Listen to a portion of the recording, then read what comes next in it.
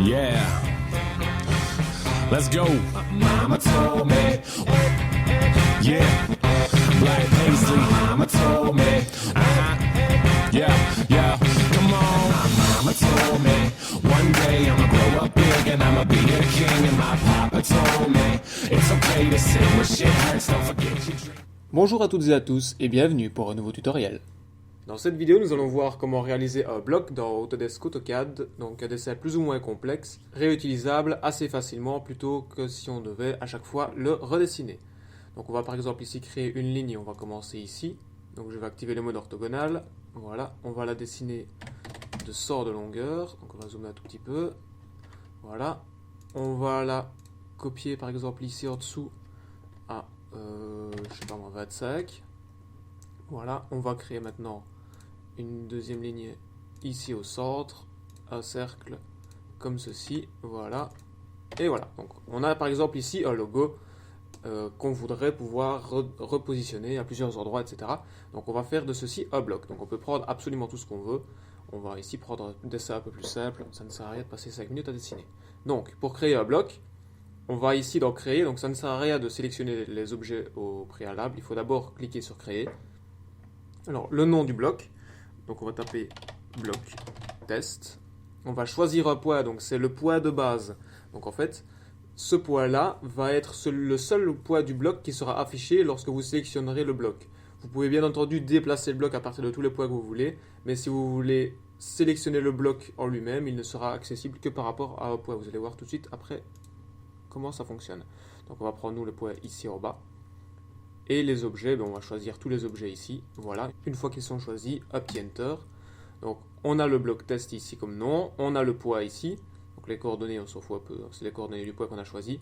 Le choix des objets c'est fait, il y en a 3 sélectionnés, mais nous on n'en avait que 3, donc ça c'est bon. Mettre à l'échelle uniformément, on va le laisser.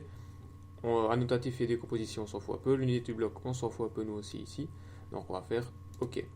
Donc voilà, maintenant ceci est un bloc. Donc si je sélectionne ici, voilà, on a tous les éléments du bloc qui se sélectionnent et on a le seul poids ici en bas que j'ai sélectionné lors de la création qui nous permet de le déplacer. Donc on peut le déplacer comme ceci, donc orthogonalement puisque j'ai activé l'option, mais on peut bien entendu, comme je disais, déplacer à partir de tous les points. Donc si on prend par exemple à partir de ce point, on peut dire que ce point va aller ici. Donc ça ne change absolument pas. Si maintenant on souhaite modifier quelque chose dans ce bloc, on va dans modifier ici au-dessus. On sélectionne le bloc, donc bloc test, ok, donc on a un petit aperçu qui est arrivé sur la droite là. Donc ça ici à droite, ce sera pour une prochaine vidéo. Alors maintenant, si on souhaite donc rajouter par exemple une ligne au milieu, on va dans début, on sélectionne ligne, etc. Donc les outils sont les mêmes que dans le menu normal. On va ajouter ici une ligne au milieu. Une fois que c'est fait, on va fermer l'éditeur de bloc. Il va demander si on veut enregistrer les modifications. Nous, on va mettre oui, donc enregistrer.